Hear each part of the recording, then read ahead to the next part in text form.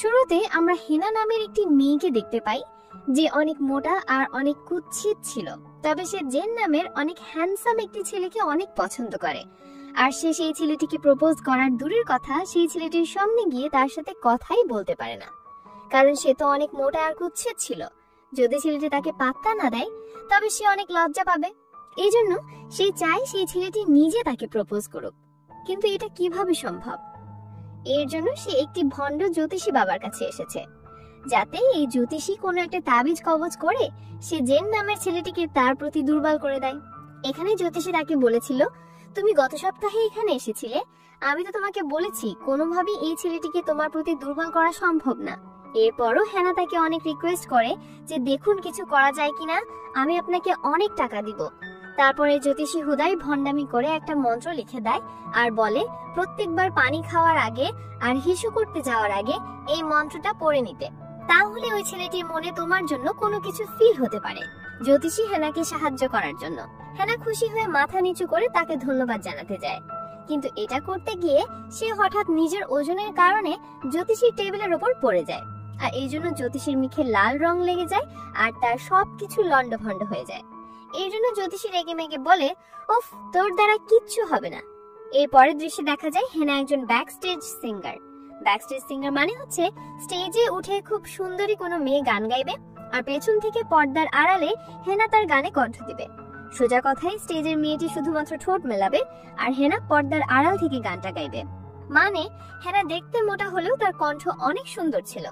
তবে হেনার কোনো বয়ফ্রেন্ড ছিল না, কোনো ছেলে তাকে পাত্তা দিত না, আর এই জন্য সে বিভিন্ন রং নাম্বারে ফোন দিয়ে বিভিন্ন ছেলেদেরকে নিজের কষ্টের কথাগুলো বলতো। আর ছেলেরা ফোনের অপর পাশ থেকে হেনার সুন্দর কণ্ঠ শুনে ভাবতো সে না জানি কত সুন্দর একটি মেয়ের সাথে কথা বলছে। যাই হোক, যার ব্যাকস্টেজ সিঙ্গার হিসেবে কাজ করে তার নাম হচ্ছে এমি। সে কোরিয়ার অনেক জনপ্রিয় একজন সেলিব্রিটি ছিল। এমি যে মিউজিক কোম্পানির সাথে কাজ করত, সেই মিউজিক কোম্পানির লোকেরা স্টেজে এমিকে দিয়ে পারফর্ম করাতো আর ব্যাকস্টেজে হেনাকে দিয়ে গান করাতো, কারণ এদের গলা খুব একটা সুন্দর ছিল না। আর এই মিউজিক কোম্পানির মালিকের ছেলে হচ্ছে আর কেউ নয়, সে আমাদের হেনার ক্রাশ জেন। তো আজকে যে এখানে পারফর্ম হচ্ছিল, এখানে পেছন থেকে হেনা গান গাচ্ছিল আর গানটা অনেক রোমান্টিক ছিল। আর তখন স্ক্রিনে হেনা তার ক্রাশ, তার ভালোবাসার মানুষ জেনকে দেখতে পাচ্ছিল। জেনকে দেখে আর রোমান্টিক গান গাইতে গাইতে তার মনে এমনই রং লাগে যে সে ব্যাকস্টেজে জেনকে ফিল করে নাচতে শুরু করে। আর তার ওজন অনেক বেশি হওয়ায় এজন্য সে নাচার সময় সে ব্যাকস্টেজ ভেঙে নিচে পড়ে যায়। এজন্য তার গান গাওয়া বন্ধ হয়ে যায় আর স্টেজে তখন এমি বিপদে পড়ে যায়, কারণ তার তো গলা সুন্দর না, সে তো গান গাইতে পারবে না। জেন তখন তাড়াতাড়ি করে অ্যাম্পলিফায়ার উল্টোপাল্টা করে ফেলে যাতে স্পিকার দিয়ে উল্টোপাল্টা সুর বের হয় আর দর্শকরা মনে করে কোথাও একটা সমস্যা হয়েছে। তখনই হেনা নিচ থেকেই মাইক নিয়ে গান গাইতে শুরু করে, যার কারণে আবার সবকিছু ঠিক হয়ে যায় আর শেষ পর্যন্ত কনসার্টটা ভালোভাবেই শেষ হয়। তো কনসার্টটা শেষ হওয়ার পর সবাই কোম্পানির মালিকের ছেলে জেনকে গুড ফিডব্যাক জানাচ্ছিল। আর তারপর জেন হেনার দিকে এগিয়ে এসে তাকে জড়িয়ে ধরে তাকে ধন্যবাদ জানায়। এরপর জেন তাকে জিজ্ঞেস করে, তুমি কি ঠিক আছো? ব্যথা পাওনি তো? হেনা তখন হাসি মুখে বলে, হ্যাঁ, আমি একদম ঠিক আছে। জেন তার সাথে এমন সুন্দর ব্যবহার করার জন্য হেনা অনেক খুশি হয়ে যায়, কারণ এই প্রথমবার তার পছন্দের মানুষ জেন তাকে জড়িয়ে ধরেছে এবং সে তার সাথে এত সুন্দর করে কথা বলেছে। কিন্তু এই ব্যাপারটির জন্য এমি নামের যে মেয়েটি ছিল সে অনেক রেগে যায়, কারণ এমির জেনের সাথে প্রেমের সম্পর্ক ছিল। তারপর এমি হেনার কাছে গিয়ে জিজ্ঞেস করে, তুমি কিনা স্টেজের পেছন থেকে লাফালাফি শুরু করেছিলে, স্টেজ ভেঙে ফেলেছো নাকি? তোমার ওজনটা এত বেশি, এটা কি ভুলে যাও? এখানে এমি তাকে অনেক ইনসাল্ট করে কথা বলছিল, কারণ জেন তাকে জড়িয়ে ধরার জন্য সে হেনার উপরে অনেক রেগে গিয়েছে আর হেনার মোটা শরীর নিয়ে তাকে খোঁচা মেরে কথা বলছে। এরপর দেখা যায় হেনা তার বান্ধবী লিনার সাথে গল্প করছে, আর লিনা একজন স্ট্রিট ম্যাজিশিয়ান, মানে রাস্তায় যে ম্যাজিক দেখিয়ে টাকা কামায় সেরকম আর কি। তো এখানে হেনা তার বান্ধবীকে বলছিল, জেন মনে হয় আমাকে একটু একটু পছন্দ করে, কালকে সে আমাকে জড়িয়ে ধরে ধন্যবাদ জানিয়েছে আর সে সবসময় আমার সাথে অনেক সুন্দর করে কথা বলে। তখন হেনার বান্ধবী লিনা তাকে বলে, আচ্ছা, তুমি কি ভালোবাসা মানে কি বোঝো? একটা ছেলে তোমার সাথে সুন্দর করে কথা বলা মানেই এই না যে সে তোমার প্রেমে দিওয়ানা হয়ে গেছে। সে ভদ্রতা করেও তোমার সাথে ভালো করে কথা বলতে পারে, হতে পারে সে সবার সাথেই ভালো করে কথা বলে, আর ছেলেদের পছন্দের লিস্টে সব সময় থাকে সুন্দরী মেয়েরা। তোমার মতো মেয়েরা কখনোই ছেলেদের আকর্ষণের কেন্দ্রবিন্দু হতে পারে না। এসব শুনে হেনার অনেক মন খারাপ হয়ে যায়। আর তখন সে ফ্ল্যাশব্যাকে তার কিছুদিন আগের একটা দৃশ্য দেখতে পায়। দেখা যায় সে কিছুদিন আগে রং নাম্বার একটা প্রেম করে তার সাথে দেখা করতে গিয়েছিল। কিন্তু সে যখন ছেলেটির সাথে দেখা করেছিল তখন ছেলেটি তাকে দেখে অপছন্দ করেছিল, কারণ সে ছেলেটি ফোনে তার সুন্দর কণ্ঠ শুনে ধরেই নিয়েছিল হেনা অনেক সুন্দরী হবে। এটা মাথায় নিয়ে সে হেনার সাথে দেখা করতে এসেছিল। কিন্তু হেনার সাথে দেখা করতে এসে সে টাসকি খেয়ে যায়, কারণ সে হেনাকে যেমন ভেবেছিল হেনা ঠিক তার উল্টো ছিল। এই জন্য সে হেনার সাথে ব্রেকআপ করে সেখান থেকে চলে গিয়েছিল। এরপর বাসায় এসে হেনার অনেক মন খারাপ ছিল। সে নিজের মোটা শরীর নিয়ে অনেক চিন্তিত ছিল, কারণ সে মোটার জন্য কেউ তাকে পছন্দ করছিল না। এই জন্য সে তখন ঠিক করেছিল তাকে যেভাবেই হোক তার ওজন কমিয়ে তাকে স্লিম হতে হবে। এই জন্য সে নিজের খাওয়া দাওয়া অফ করে দিয়েছিল যাতে সে নিজের ওজন কমাতে পারে। আর সে ওজন কমানোর অনেকগুলো ওষুধ একসাথে খেয়ে নেয় যাতে তাড়াতাড়ি তার ওজন কমে যায়। কিন্তু এতে যেটা হয় সেটা হচ্ছে এটার কারণে সে অনেক অসুস্থ হয়ে যায়। এই জন্য হেনাকে হসপিটালে নেওয়ার জন্য তার বাসার সামনে অ্যাম্বুলেন্স নিয়ে আসা হয়। কিন্তু এখানে আবার আরেক সমস্যা হয়ে যায়।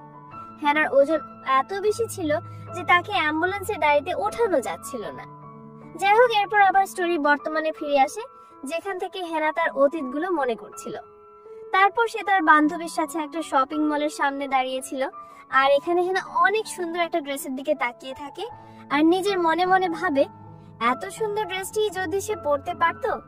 কিন্তু পরক্ষণে সে নিজের শরীরের দিকে তাকায়। তখন সে নিজের কাছে অনেক লজ্জা পেয়ে যায়। এরপর সে নিজের বান্ধবীদের সাথে একসাথে নিজেদের শরীরে একটা ট্যাটু করে। আর ট্যাটু করার কারণ হচ্ছে এটা কোনো সাধারণ ট্যাটু নয়, এটা হচ্ছে একটা বিশেষ চিহ্ন। কোরিয়ানরা মনে করে এই চিহ্নটা হচ্ছে একটা শুভ কিছু হওয়ার লক্ষণ। তারপর দিন সে যখন পারফর্ম করতে গিয়েছিল তখন জেন তাদের বোঝাচ্ছিল যে কিভাবে গানের প্র্যাকটিস করতে হবে। আর এরপর যখন হেনা রিহার্সাল করে তখন জেনের এটা অনেক পছন্দ হয়। এরপর সে নিজের গাড়ি করে হেনাকে নিজের বাসায় পৌঁছে দিচ্ছিল। এখানে সে হেনাকে বলে, দেখো, সবাই ভালো করে পারফর্ম করার ট্রাই করে, কিন্তু সবার মধ্যে সব ট্যালেন্ট থাকে না। কিন্তু তোমার মধ্যে সেই ট্যালেন্ট রয়েছে। তোমাকে সেই ট্যালেন্টের যত্ন নিতে হবে এবং আরো ভালো কাজ করতে হবে। চিন্তা করো না, তোমার ফিউচার অনেক ব্রাইট হবে। Best of luck. আর শুনো, কালকে আমার জন্মদিন, এজন্য আমার অফিসে পার্টি হবে, সেখানে তোমাকে অবশ্যই আসতে হবে। তো জেনের জন্মদিনের পার্টিতে ইনভাইট পেয়ে আমাদের হেনা অনেক খুশি হয়ে যায়।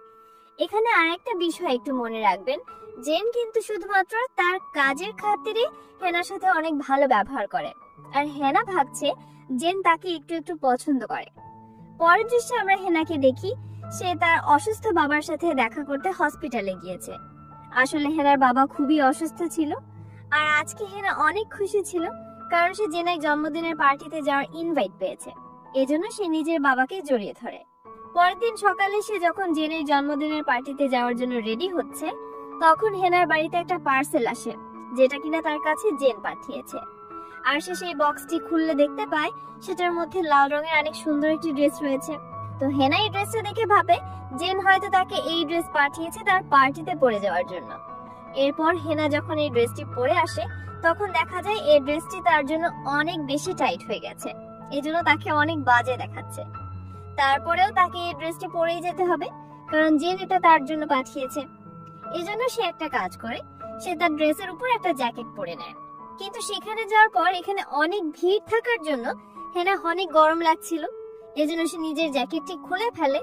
তখন সবাই হেনার দিকে এক প্রকার টিটকারি দৃষ্টিতে তাকাচ্ছিল, কারণ এত টাইট ড্রেসটা তাকে অনেক বাজে লাগছিল। তখন জেন তাকে বলে, তুমি এমন ড্রেস পরে এসেছো কেন? হেনা তখন বলে, কি বলছেন, আপনি তো আমাকে এই ড্রেস পাঠিয়েছেন আর এটা পার্টিতে পরে আসতে বলেছেন। এটা শুনে জেন তাকে বলে, কই, আমি তো তোমাকে কোনো ড্রেস পাঠাইনি, আর কে তোমাকে এই ড্রেস পরে আসতে বলেছে? আর এবারে আমরা বুঝতে পারি জেন তাকে এই ড্রেস পাঠায়নি, হেনাকে এই ড্রেস পাঠিয়েছে এমি। কারণ এমি ভাবে তার বয়ফ্রেন্ড জেন হয়তো হেনাকে পছন্দ করে, এজন্য সে নিজে যে ড্রেসটা পরে এসেছে সেই একই ড্রেস সে হেনাকেও পাঠিয়েছে। আর এই ড্রেসে এমিকে অনেক সুন্দর লাগছিল, কারণ সে অনেক স্লিম ছিল, আর হেনা অনেক মোটা থাকার জন্য তাকে এই ড্রেসটাতে মোটেও ভালো লাগছিল না। আর এমি জেনকে আর বাকি সবাইকে এটাই দেখাতে চেয়েছিল যে একই ড্রেসে তাকে কত সুন্দর লাগছে আর হেনাকে কত বাজে লাগছে, যাতে জেন হেনাকে আর এমিকে কম্পেয়ার করতে পারে। কারণ এমি হেনাকে অনেক জেলাস করত, আর এই ঘটনার জন্য হেনা অনেক মন খারাপ করে, সে প্রায় কান্না করে দেয়। এরপর সে সবার সামনে না কেঁদে বাথরুমে যেয়ে একা একা কাঁদছিল। পাশের আরেকটি বাথরুমে জেন আর এমি কথা বলছিল। জেন এমিকে বলছিল, তুমি কিভাবে মনে করো আমি ওইরকম একটা মোটা মেয়েকে পছন্দ করতে পারি? আর তোমার কি ওর সাথে নিজের কম্পেয়ার করার সাজে? তোমার কি ওকে দেখে জেলাস করার মতো কিছু আছে যে তোমার পায়ের নখেরও যোগ্য না, তাকে নিয়ে তুমি জেলাস করো? জেনের এই কথাগুলো হেনা পাশের বাথরুম থেকে শুনছিল। জেন এখানে এমিকে মানে তার গার্লফ্রেন্ডকে খুশি করার জন্য আরো বলছিল, আমার কোনোদিন ওইরকম একটা কুৎসিত মেয়ের প্রতি ফিলিংস আসবে না। আমি ওর সাথে ভালো করে কথা বলি আর ওকে আমাদের মিউজিক কোম্পানিতে রেখেছি শুধুমাত্র ওকে দিয়ে টাকা কামানোর জন্য। এর বাইরে ওইরকম একটা মেয়েকে আমার দরকার নেই। আর জেনের সব কথা শুনে হেনা তার জীবনের সবচেয়ে বড় কষ্টটা পায়। এই জন্য সে বাসায় যেয়ে সুইসাইড করার সিদ্ধান্ত নেয়, কারণ জেনের অত বড় বড় কথা তার পক্ষে হজম করা সম্ভব নয়। কিন্তু যখন সে সুইসাইড করতে যাবে তখনই তার ফোনে একজনের কল আসে। ওই যে বলেছিলাম হেনা তার মনের দুঃখগুলো শেয়ার করার জন্য রং নাম্বারে কল করে নিজের কষ্টের কথাগুলো বলতো, আর এখন সেই ছেলেগুলোর মধ্যে একজন তাকে ফোন করেছে। আর এখন যে তাকে ফোন করেছে সে একজন প্লাস্টিক সার্জারি ডক্টর ছিল। এবার হেনার মাথায় একটা আইডিয়া আসে, সে কেন না এই প্লাস্টিক সার্জারি ডাক্তারের কাছে গিয়ে নিজের সার্জারি করিয়ে নেয়। সে যদি নিজের পা থেকে মাথা পর্যন্ত নিজের সার্জারি করিয়ে নেয় তাহলে তাকে অনেক সুন্দর লাগবে। এই জন্য সে এবার ফাইনালি নিজের ফুল বডির প্লাস্টিক সার্জারি করানোর সিদ্ধান্ত নেয়। এই জন্য পরদিন সে সেই ডক্টরের কাছে চলে আসে আর তাকে সবকিছু খুলে বলে আর প্লাস্টিক সার্জারি করাতে বলে। ডক্টর তখন বলে, না এটা করা যাবে না, কারণ এটা করতে অনেক অনেক টাকা লাগবে, আর তাছাড়া ফুল বডি সার্জারি এটা অনেক যন্ত্রণার, এটা করাতে গিয়ে তোমার মৃত্যু হওয়ারও চান্স আছে। এসব শুনে হেনা বলে, মৃত্যু হয়ে গেলে আমার কোনো সমস্যা নেই, প্রয়োজন হয় আমি পেপারে সাইন করে নিব যে আমার মৃত্যুর জন্য কেউ দায়ী থাকবে না। আর অপারেশন করতে যা টাকা লাগবে তার সব টাকা এখন আমার কাছে নেই, আমি কিছু টাকা জমিয়েছি, এই টাকা নিয়ে আপাতত আমার অপারেশন শুরু করুন, বাকি টাকা আমি আস্তে আস্তে জমিয়ে আপনাকে দিয়ে দেব। কিন্তু ডক্টর তারপরও হেনার অপারেশন করতে রাজি হচ্ছিল না। তখন হেনা তার সামনে একটা ফোন রাখে আর বলে, এই ফোনে আপনার সাথে আমার এর আগে যত কথা হয়েছে তার সবকিছু রেকর্ড করা আছে, আপনি যদি আমার অপারেশন না করেন আমি আপনার স্ত্রীকে এই রেকর্ডগুলো শোনাবো আর বলবো যে বই থাকতেও আপনি অন্য মেয়েদের খারাপ প্রস্তাব দেন। এটা শুনে ডক্টর অনেক ভয় পেয়ে যান আর বাধ্য হয়ে হেনার অপারেশন করতে রাজি হন। তো এরপর ডক্টর হেনার অপারেশনের কার্যক্রম শুরু করেন আর কম্পিউটারে হেনাকে দেখাতে শুরু করেন যে কেমন টাইপের নাক হবে আর কেমন টাইপের ফেস হবে, A to Z সবকিছু। আর হেনা এখানে তার নাক, মুখ, চোখ, ঘাড়, গলা কেমন হবে সবকিছু নিজের মনের মতো করে পছন্দ করে। এরপর সে ডক্টরের কাছ থেকে চিকিৎসার অ্যাপয়েন্টমেন্ট নিয়ে তার বাসায় ফিরে আসে আর সে তার বাসার সবকিছু বিক্রি করতে শুরু করে, কারণ তার অপারেশন করতে অনেক টাকা লাগবে। যেহেতু প্রায় 12 মাস ধরে তার অপারেশন চলবে, এই জন্য সে তার পোষা কুকুরটিকেও জেনের বাড়ির সামনে ছেড়ে যায়, কারণ তাকে 1 বছর হসপিটালে থাকতে হবে। সে তার কুকুরটির কোনো দেখাশোনা করতে পারবে না, এই জন্য সে তার কুকুরটিকে জেনের বাসার সামনে ছেড়ে যাচ্ছে, কারণ হচ্ছে যেন জেন তার যত্ন নিতে পারে। তার পোষা কুকুরটিকে সে অনেক ভালোবাসতো, এই জন্য তাকে ছেড়ে যেতে তার অনেক কষ্ট হচ্ছিল। এর কিছুদিন পর হসপিটালে হেনার ফুল বডি প্লাস্টিক সার্জারির অপারেশন শুরু করা হয় আর সে নিজের শহর থেকে কাউকে কিছু না জানিয়ে হসপিটালে চলে এসেছে। আর এদিকে দেখা যায় এমি হেনাকে ছাড়া গান গাইতে পারছে না, কারণ তার তো কণ্ঠস্বর ভালো না। সে ব্যাকগ্রাউন্ডে হেনার গানের মাধ্যমে স্টেজে পারফর্ম করে, আর এখন হেনাকে খুঁজে পাওয়া না যাওয়ার জন্য তার স্টেজ পারফর্ম করা বন্ধ হয়ে গেছে। এই জন্য জেনের মিউজিক কোম্পানি অনেক লসের সম্মুখীন হয়। এরপর আমাদের 1 বছর পরের দৃশ্য দেখানো হয়। এখনো হেনার অপারেশন চলছে, তবে এর মধ্যে মাঝে মাঝে সে তার বাবার সাথে দেখা করতে আসে। আর এর কিছুদিন পর হেনার প্লাস্টিক সার্জারির অপারেশন পুরোপুরি শেষ হয়ে যায়। আর আজকে হেনার ব্যান্ডেজ গুলো খোলা হচ্ছিল, আর ব্যান্ডেজ গুলো খোলার পর দেখা যায় হেনা অনেক বেশি সুন্দরী হয়ে গেছে।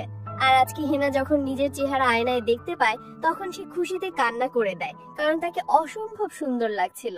আর হসপিটালের ডক্টররাও সবাই অবাক হয়ে যায়, তারা ভাবতেও পারেনি অপারেশনের পর হেনাকে এতটা সুন্দর লাগবে। আর হেনা খুশিতে একদম কান্না করে ফেলে, আর এই অবস্থায় কান্না করতে তাকে অনেক ভালো লাগছিল। এরপর সে অনেক খুশি মনে ডক্টরকে জড়িয়ে ধরে ফেলে, আর এখন সে আগের থেকে অনেক স্লিম আর সুন্দরী হয়ে গেছে। এরপর সে অনেক খুশি মনে রাস্তা দিয়ে হাঁটছিল। হাঁটতে হাঁটতে সে সেই শপিং মলের সামনে চলে আসে যেখান থেকে সে 1 বছর আগে একটা ড্রেস দেখে পছন্দ করেছিল আর ভেবেছিল সে কোনোদিন এইরকম সুন্দর একটা ড্রেস পরতে পারবে না। আর আজ সেই ড্রেসটাই কিনে নেয় আর সেটা পরে রাস্তায় হাঁটতে শুরু করে। এবং এখন তার আগের ড্রেসগুলো যে ছিল সেগুলোর এক পায়ের হাতার জায়গায় সে নিজের 2টো পাই ঢেকে ফেলতে পারে। আর সে শপিং মলে জেনকে দেখতে পায়। এখানে তাদের কথাবার্তা সে জানতে পারে জেনের মিউজিক পাস্টটা 1 বছর ধরে কোনো মিউজিক কনসার্ট করেনি, এই জন্য তাদের মিউজিক কোম্পানির নাম কাম একেবারে ডাউন হয়ে গিয়েছে। এই জন্য জেনের প্রতিপক্ষ একজন মিউজিক কোম্পানির মালিক জেনকে টিটকারি সূচক কথা বলছিল যে একসময় তোমার মিউজিক কোম্পানির নাম্বার 1-এ ছিল, অনেক ভাব বেড়ে গিয়েছিল তোমার, এখন কোথায় গেল তোমার সেই ভাব। জেনকে কথাগুলো শুনতে হচ্ছিল, এই জন্য হেনার একটু খারাপ লাগে। এরপর হেনা জেনকে ফলো করতে করতে একটা পার্কিং লটে চলে আসে আর এখান দিয়ে একজন ডেলিভারি ম্যান যাচ্ছিল আর সে হেনাকে দেখে তার দিকে তাকিয়ে থাকে, কারণ হেনাকে অনেক সুন্দর লাগছিল। আর হেনাকে দেখতে যেয়ে সে একটা অ্যাক্সিডেন্ট করে ফেলে আর সে পড়ে যায়, এই জন্য সে হেনা তাকে হেল্প করতে যায়। তখনও ডেলিভারি ম্যান ছেলেটি হেনার দিকে তাকিয়েছিল আর অ্যাক্সিডেন্টের আওয়াজ শুনে জেনের দিকে আসতে নেয়। তখন হেনা তাড়াতাড়ি করে ডেলিভারি ম্যানের বাইকের হেলমেট দিয়ে নিজের মুখ ঢেকে ফেলে, কারণ তার ভয় ছিল যে জেন তাকে চিনে ফেলতে পারে। আর হেনা তাড়াতাড়ি করে এখান থেকে পালিয়ে যায়। তবে এখানে একটা ব্যাপার হচ্ছে, জেন হেনার ফেস দেখতে পায়নি, কিন্তু সে হেনার কণ্ঠ শুনেছে। এর পরের দৃশ্যে দেখা যায় হেনা অনেক খুশি মনে গাড়ি চালাচ্ছে, কারণ একে তো তাকে অনেক সুন্দর লাগছে, তার উপর এতদিন পর সে নিজের প্রিয় মানুষটাকে দেখতে পেয়েছে। কিন্তু প্রচন্ড এক্সাইটমেন্টে গাড়ি চালানোর সময় সে ভুল করে আরেকটা গাড়ির সাথে অ্যাক্সিডেন্ট করে ফেলে। এই জন্য সেই গাড়ির মালিক ছুটে হেনার সাথে ঝগড়া করতে যায়, কিন্তু যখন সে হেনার সুন্দর চেহারা দেখে তখন সে বলে, আপনি কি ঠিক আছেন? তখন এখানে ট্রাফিক পুলিশ চলে আসে আর তিনি এসে হেনার কাছে তার ড্রাইভিং লাইসেন্স দেখতে চান।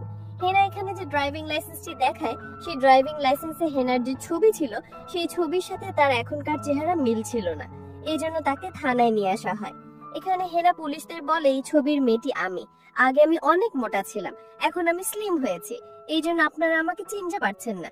সত্যি কথা বলতে এই ছবির মেয়েটি আমি। পুলিশরা বলে, আচ্ছা আমরা আপনার কথা বিশ্বাস করতে পারছি না, আচ্ছা আপনি কি কোনোভাবে প্রমাণ করতে পারেন যে এই ছবির মেয়েটি আপনি, তাহলে আমরা আপনাকে ছেড়ে দেব। হেনা তখন তার বান্ধবী লিনাকে থানায় আসতে বলে যাতে সে তাকে জাস্টিফাই করতে পারে, কিন্তু এখানে এসে সে অন্য একটি মোটা মেয়েকে জড়িয়ে ধরে হেনা হেনা বলে কাঁদছিল আর বলছিল, এই 1 বছর ধরে কোথায় ছিলে তুমি? 1 বছরে ঠিক মতো খেতে টেতে পাওনি তাই না? এই জন্য তোমার শরীর অনেক শুকিয়ে গেছে আর তোমার চেহারা অনেক পাল্টে গেছে, তোমাকে চেনাই যাচ্ছে না। হেনা তখন লিনাকে বলে, আরে গাধি মেয়ে, ওইটা আমি না, এইটা আমি, আমার দিকে তাকাও। লিনা তার বান্ধবীকে দেখে তো টাসকি খেয়ে যায়, সে কোনোভাবেই বিশ্বাস করতে পারে না যে তার বান্ধবী এত সুন্দর আর এত স্লিম হতে পারে। এই জন্য হেনা নিজেকে প্রমাণ করার জন্য শেষ পর্যন্ত যেটা করে সেটা হচ্ছে ওই যে সে তার বান্ধবীর সাথে ট্যাটু শপে গিয়ে নিজেদের শরীরে একটা বিশেষ চিহ্ন এঁকেছিল, সে সেটা বের করে লিনাকে দেখায় আর বলে, এবার কি আমাকে চিনতে পেরেছো? গাধি মেয়ে, আমি হেনা। আর এবার হেনার বান্ধবী বড় ধরনের একটা ঝটকা খায় আর তার বান্ধবীকে চিনতে পারে। আর এরপর সে হেনাকে পুলিশের হাত থেকে বাঁচিয়ে তার সাথে নিয়ে যায়। এরপর দেখা যায় হেনা আর তার বান্ধবী লিনা একটা রেস্টুরেন্টে গিয়েছে। এখানে হেনার বান্ধবী লিনা তাকে বলছিল, তুমি এতদিন কোথায় ছিলে? তুমি জানো তুমি হারিয়ে যাওয়ার পর জেন তোমাকে কত খুঁজেছে, এমনকি তার মিউজিক কোম্পানিটাও তোমার অনুপস্থিতিতে এখন বন্ধ হওয়ার পথে। তবে সে এখন নতুন করে অন্য অন্য সিঙ্গারদের তার মিউজিক কোম্পানিতে গান গাওয়ার জন্য প্রতিদিন অডিশন নেয়, কিন্তু কারো গান গাওয়া তার পছন্দ হয় না। এটা শুনে হেনা ভাবে সে এবার সাহস করে জেনের মিউজিক কোম্পানিতে গানের অডিশন দিতে যাবে। এতে করে জেন যদি তাকে চিনে ফেলে তাতেও তার যায় আসবে না, তবুও সে জেনের কাছাকাছি থাকতে চায়। তো এর পরদিন দেখা যায় জেনের মিউজিক স্টুডিওতে অনেক ফিমেল সিঙ্গারদের গানের অডিশন নেওয়া হচ্ছে, কিন্তু কারো গান জেনের পছন্দ হচ্ছিল না। কিন্তু এরপর যখন হেনা অডিশন দিতে আসে আর সে তার নিজের মতো করে একটা গান গায়, তখনই সেই গানটা জেনের অনেক পছন্দ হয়ে যায়। শুধু তাই নয়, সে হেনাকে তাদের মিউজিক কোম্পানির সিঙ্গার হিসেবে সিলেক্ট করে ফেলে। এরপর জেন হেনার কাছে এসে বলে, আমি কিন্তু তোমাকে ঠিকই চিনতে পেরেছি। হেনা এটা শুনে ভাবে সে বোধহয় জেনের সামনে ধরা খেয়ে গেছে। তখন সে জেনকে বলতে শুরু করে, আমাকে মাফ করে দিন স্যার, আমার আসলে আপনার থেকে নিজেকে লুকানোর কোনো নিয়ম ছিল না, আমার আসলে ভুল হয়ে গেছে স্যার। এসব বলতে বলতে সে অনেক ঘাবড়ে যাচ্ছিল। জেন তখন বলে, আরে তুমি এত নার্ভাস হচ্ছ কেন? তুমি সেই দিনের সেই মেয়েটা না যাকে আমি পার্কিং লটে দেখেছিলাম? সেদিন তোমার ফেস দেখতে না পেলেও আমি কিন্তু তোমার কণ্ঠ শুনেছিলাম। এটা শুনে হেনা কিছুটা শান্ত হয়। যাক, জেন তাহলে তাকে চিনতে পারেনি। আর এখানে হেনা জেনের কাছে তার নাম বলে জেনি। এরপর জেনের বড় ভাই চুই জেনিকে দেখে বলে, এই মেয়েটার কণ্ঠ সুন্দর হওয়ার পাশাপাশি সে দেখতেও অনেক সুন্দর। ওকে এমির জায়গায় আমাদের স্টেজ পারফর্ম হিসেবে নিয়ে নাও, কারণ সে তার চাইতে অনেক বেশি সুন্দরী। আর এখন কিন্তু জেনের সঙ্গে এমির ব্রেকআপ হয়ে গেছে, এজন্য জেন এমির জায়গায় অন্য কাউকে রাখতে কোনো আপত্তি করে না। এটা শুনে হেনা অনেক বেশি খুশি হয়ে যায়। এরপর হেনার ফটোশুট শুরু হয় তাকে নিউ মডেল হিসেবে লঞ্চ করার জন্য। আর সেই ছবিগুলো যখন পত্রিকায় বের হয় তখন হেনার কসমেটিক সার্জারির ডাক্তার সেই ছবিগুলো কাগজে দেখতে পায়, আর এটা দেখে সে অনেক খুশি হচ্ছিল। আর অপরদিকে এমি যখন এটা জানতে পারে যে তার জায়গায় স্টেজ পারফর্ম হিসেবে অন্য একটি মেয়েকে রাখা হয়েছে, তখন সে অনেক রেগে যায়। আর সে ভাবে তাকে আবার আগের জায়গায় যেতে হলে হেনাকে খুঁজে বের করতে হবে, কারণ হেনা ব্যাকগ্রাউন্ড থেকে তার গানে কণ্ঠ দিলে সে আবার স্টেজ পারফর্ম করতে পারবে। এই জন্য হেনার খোঁজ বের করার জন্য হেনার বাবার সাথে দেখা করতে তাদের বাসায় যায়। আর তাকে জিজ্ঞেস করে যে আপনার মেয়ে হেনা কোথায়? ওর অনুপস্থিতিতে অন্য একটি মেয়ে উড়ে এসে জুড়ে বসে আমার জায়গা দখল করে নিয়েছে। এসব শুনে হেনার বাবা এমিকে হেনার কোনো খোঁজ দেয় না, শুধুমাত্র তিনি এমিকে এটা বলেন যে সৃষ্টিকর্তা তাকেই সেটা দেয় যে সেটার যোগ্য, আর যে যোগ্য না সে কখনো সেটা পায় না। এসব শুনে এমির মাথায় আরো আগুন ধরে যায়, আর সে প্রচন্ড রেগে এখান থেকে চলে যায়। এর পরের দৃশ্যে হেনাকে দেখা যায় সে তার ডক্টরের কাছে এসেছে।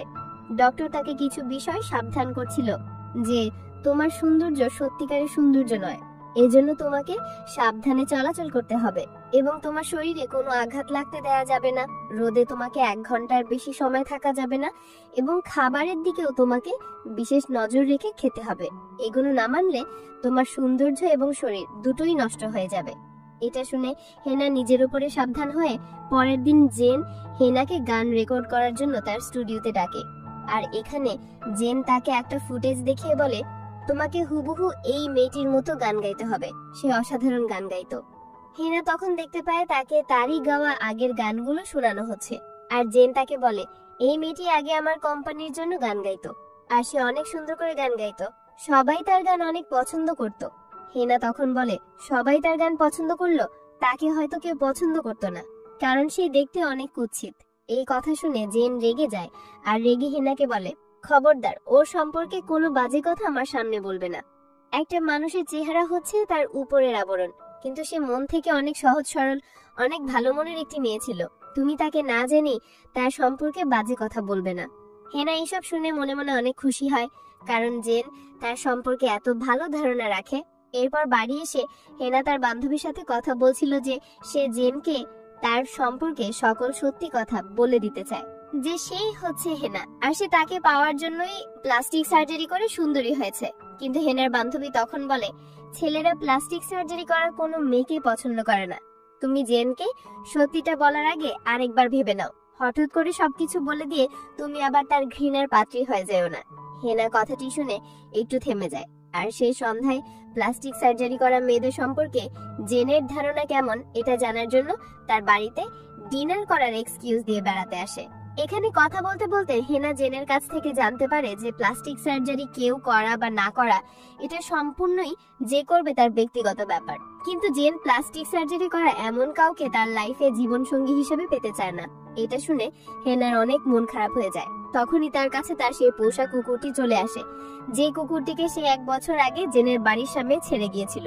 আর কুকুরটি হেনাকে দেখেই চিনতে পারে, আর সে ছুটে হেনার কোলে চলে আসে। এর পরের দিন সকালে হেনা যখন এক্সারসাইজ করছিল তখন সে দূর থেকে এমিকে গানের প্র্যাকটিস করতে দেখতে পায়, কিন্তু সে অনেক বাজেভাবে গান গাচ্ছিল। এটা দেখে হেনা তাকে বলে, সবাইকে দিয়ে সবকিছু হয় না, আমার বাবাও বলতেন সৃষ্টিকর্তা তাকেই সেটা দেয় যে সেটার যোগ্য, আর যে যোগ্য না সে কখনো সেটা পায় না। এই কথাটা শুনে এমির মনে পড়ে সে যখন হেনার খোঁজ করতে হেনার বাড়িতে গিয়েছিল তখন হেনার বাবা তাকে সেম এই কথাটাই বলেছিল যে সৃষ্টিকর্তা তাকে সেটা দেয় যে সেটার যোগ্য। আর এবার এমির আর কোনো কিছুই বোঝার বাকি থাকে না যে তার পাশে যে মেয়েটি রয়েছে সে আর কেউ না, সেই হচ্ছে হেনা। আর এবার এমির কাছেও এটাও পরিষ্কার হয়ে যায় যে হেনার কণ্ঠের সাথে এই মেয়েটির কণ্ঠের এত মিল কেন, কারণ হচ্ছে তারা দুইজন একই মানুষ। এর পরের দিন জেন তাদের মিউজিক কোম্পানিতে হেনার জন্য একটা বড় কনসার্টের আয়োজন করে, যেখানে হেনাকে স্টেজে গান গাইতে গাইতে ডান্স করতে হবে। প্রথমে হেনা স্টেজে উঠে গান গাইতে অনেক অপ্রস্তুত ফিল করছিল, কারণ সে কখনো এর আগে স্টেজে উঠে গান গায়নি। তারপরও জেন তাকে বুঝিয়ে স্টেজে উঠিয়ে দেয় আর তাকে বলে, নিজের প্রতি বিশ্বাস রাখো, আমি জানি তুমি অনেক ভালো করবে। এরপর হেনা জেনের এই কথায় স্টেজে উঠে যায়। আর স্টেজে উঠে সে তার সামনে হাজার হাজার মানুষ দেখে আরো নার্ভাস হয়ে যায়। তখন পেছন থেকে জেন তাকে গান গাওয়ার জন্য ইশারা দেয়। তখন হেনা আর কিছু না বুঝে নিজের চোখ বন্ধ করে গান গাইতে শুরু করে। আর সে এখানে একটা অসাধারণ গান গায়, যার কারণে এখানে দর্শকরা হেনার এত সুন্দর কণ্ঠে গান শুনে মুগ্ধ হয়ে যায়। আর তারা হাত নাড়িয়ে হেনাকে আরো ইন্সপায়ার করতে শুরু করে। আর আজকে প্রথম স্টেজে গান গেয়েই সে পুরো স্টেজ কাঁপিয়ে ফেলে। এজন্য জেন তার প্রতি অনেক খুশি হয়। এরপর থেকে জেনের কোম্পানির সমস্ত গানের কনসার্টে হেনা গান গাইতে শুরু করে। আর সে অল্প কিছুদিনের মধ্যে কোরিয়ার অনেক জনপ্রিয় একজন সিঙ্গার হয়ে যায়। একদিন রাতে হেনা যখন জেনের সাথে ড্রিঙ্কস করছিল, তখন নেশার ঘোরে জেন হেনার প্রতি অনেক দুর্বল হয়ে যায় আর সে তাকে কিস করে ফেলে। কিন্তু হেনা লজ্জা পেয়ে তাকে দূরে সরিয়ে দেয়। এদিকে এমি কিন্তু হেনার এত জনপ্রিয়তা আর সে জেনের এত কাছাকাছি রয়েছে এসব সহ্য করতে পারছিল না। এই জন্য সে পরের দিন জেনের কাছে এসে হেনার নামে প্যাচ লাগায় আর তাকে বলে দেয়, তুমি যাকে জেনি ভাবছো সে আসলে জেনি নয়, সে হচ্ছে হেনা। এই জন্য তার কণ্ঠস্বর হেনার সাথে এত মিল। এবার জেনও বুঝতে পারে রাইট, এটাই হেনা, কারণ ওই কুকুরটাকে হেনার কাছে ছুটে যেতে দেখেই তার প্রথম সন্দেহ হয়েছিল, হেনার কুকুর হেনাকে এত আপন ভাববে কেন। পরদিন কনসার্টে এমি হেনার বাবাকে নিয়ে আসে। হেনার বাবা হেনার কাছে গিয়ে তার সাথে কথা বলতে যায়, কিন্তু এখানে জেনির সামনে হেনা তার বাবাকে না চেনার ভান করে। হেনার বাবা তবু তার সাথে কথা বলতে যায়, কিন্তু হেনা এর জন্য খুব বাজে ভাবে তার বাবাকে অপমান করে। তখন হেনার বান্ধবী লিনা তাকে বলে, তোমাকে আমার বান্ধবী পরিচয় দিতে আজ লজ্জা হচ্ছে। আমি ভাবতেই পারছি না তুমি একজনকে পাওয়ার জন্য নিজের বাবাকে এইভাবে অপমান করতে পারো। ছি, তোমার কাছ থেকে আমি এটা আশা করিনি হেনা। তখন জেন তাকে জিজ্ঞেস করে, এই লোকটি কে? হেনা তখন বলে, সে তেমন কেউ নয়, জাস্ট আমার একজন ফ্যান, আমি তাকে চিনি না। জেন তখন বলে, আমার সাথে নাটক করা বন্ধ করো, আমি জানি তুমি কে, আর নিজের বাবাকে তুমি কি করে অস্বীকার করছো। এরপর হেনা জেনের কাছে তার সব সত্যি স্বীকার করে আর বলে, আমি আপনাকে পাওয়ার জন্য এত কিছু, শুধুমাত্র আপনাকে পাওয়ার জন্য নিজের শরীরে এত কষ্ট দিয়ে আমি প্লাস্টিক সার্জারি করেছি। আমি আপনাকে অনেক ভালোবাসি, আপনি আমাকে ভুল বুঝবেন না। আর তখন জেন বলে, তুমি আর যাই বলো না কেন, আমি তোমার সম্পর্কে যা বোঝার বুঝে গেছি, আমাকে নতুন করে কিছু বলা লাগবে না। এটা বলে জেন এখান থেকে চলে যায়। আর হেনার তখন হুঁশ আসে যে সে একজন মানুষকে পাওয়ার জন্য নিজের শরীরে কত কষ্ট দিয়েছে, নিজের বাবাকে সবার সামনে অপমান করেছে, পড়ে যেতে দেখেছে। এসব ভেবে হেনার নিজের কাছে নিজের অনেক লজ্জা হয়। এই জন্য নিজের প্রতি প্রচন্ড ঘৃণা নিয়ে হেনা কান্না করতে করতে এখান থেকে চলে যায়। এর পরের দিন জেনের টিমের সবাই বলছিল হেনাকে তাদের মিউজিক কোম্পানি থেকে বাদ দেওয়া হোক, কারণ সবাই যদি জানতে পারে যে তারা কোনো প্লাস্টিক সার্জারি সুন্দরী মেয়েদের কনসার্ট করাচ্ছে, তাহলে তাদের মিউজিক কোম্পানির নামে বদনাম ঝরাতে পারে। আসলে এসব এমি জেনের টিম মেম্বারদের মাথায় ঢুকিয়েছে হেনাকে জেনের মিউজিক কোম্পানি থেকে সরানোর জন্য। কিন্তু জেন এরপরে এসে সবার সামনে বলে, হেনা আমাদের মিউজিক কোম্পানিতে থাকবে আর সেই স্টেজে পারফর্ম করবে। এরপর জেন হেনাকে বলে, আজ তোমাকে বেস্ট একটা পারফরমেন্স দিতে হবে, আর সেই পারফরমেন্সটা তুমি নিজের জন্য করবে, আমাকে ইমপ্রেস করার জন্য নয় বা পৃথিবীর কাউকে ইমপ্রেস করার জন্য নয়। এইখানে জেনের কথা শুনে বোঝা যায় তার মাথায় হয়তো কোনো পরিকল্পনা আছে। এরপর কনসার্ট যখন শুরু হয়, আমরা দেখি এখানে হেনার অনেক ফ্যান ফলোয়াররা এসেছে। সবাই হেনাকে অনেক সাপোর্ট করছে, কারণ ইতিমধ্যে তার অনেক ফ্যান ফলোয়ার হয়ে গেছে। আর এখানে আজকেও হেনার বাবা এসেছেন তার মেয়ের গান শুনতে। কিন্তু হেনা স্টেজে উঠে আজ কোনো গান গায় না, বরং সে মাইক নিয়ে সবার সামনে তার বাবার কাছে কাঁদতে কাঁদতে বলতে থাকে, তুমি আমাকে মাফ করে দাও বাবা, সেদিন আমার জন্য তোমাকে অপমান হতে হয়েছে, এই জন্য আমায় ক্ষমা করো। এরপর সে সকল দর্শকদের উদ্দেশ্যে বলে, আপনারা সবাই আমাকে জেনি নামে চেনেন, আসলে আমার নাম জেনি নয়, আমার রিয়েল নাম হচ্ছে হেনা। আর আমি কোনো সুন্দরী মেয়ে না, আমি আসলে খুব মোটা কুৎসিত একটি মেয়ে। আর আমি জনপ্রিয় মডেল এমির ব্যাক স্টেজে সিঙ্গার হিসেবে গান গাইতাম। আমার মোটা শরীর আর কুৎসিত চেহারার জন্য আমি কখনো স্টেজের সামনে আসিনি। তবে আমার সত্যি বলতে ইচ্ছে করছে, আজ আমি নিজেকে পরিবর্তন করার জন্য আর একজন মানুষের ভালোবাসা পাওয়ার জন্য আমি নিজের প্লাস্টিক সার্জারি করিয়ে এতটা সুন্দরী হয়েছি। আমি একটা বছর প্রতিদিন আমার শরীরে প্লাস্টিক সার্জারির যন্ত্রণা নিয়েছি শুধুমাত্র একটা মানুষের মন পাওয়ার জন্য। আমি সেই মানুষটাকে অনেক বেশি ভালোবাসি। আর তখন জেন এসব শুনে হেনার সত্যিকারের লুকের আগে সেই ভিডিওগুলো ব্যাকগ্রাউন্ডে চালিয়ে দেয়। আর তখন হেনা বলে, এই মুহূর্তে পর্দায় যাকে দেখছেন সেটাই আমি ছিলাম, অনেক কুচিত আর অনেক মোটা।